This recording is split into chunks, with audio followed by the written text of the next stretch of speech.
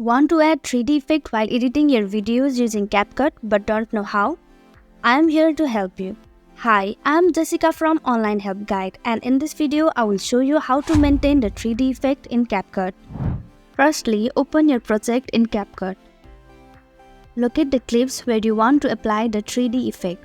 Tap on the clip to select it. Tap on the style and search for motion. To create 3D effect on your image, tap on motion and search for 3D zoom. Now tap on 3D zoom. We will be adding the same effect on the second frame and third frame.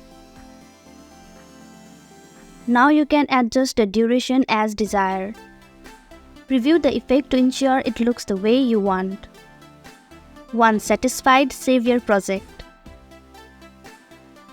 And this is how you can add 3D effect on CapCut. Thank you for watching Online Help Guide. Hope this video was helpful. If it was, hit the like button and comment down if you have any questions or feedback. Also, if you are new to our channel, subscribe and hit the bell icon so that you don't miss our upcoming videos.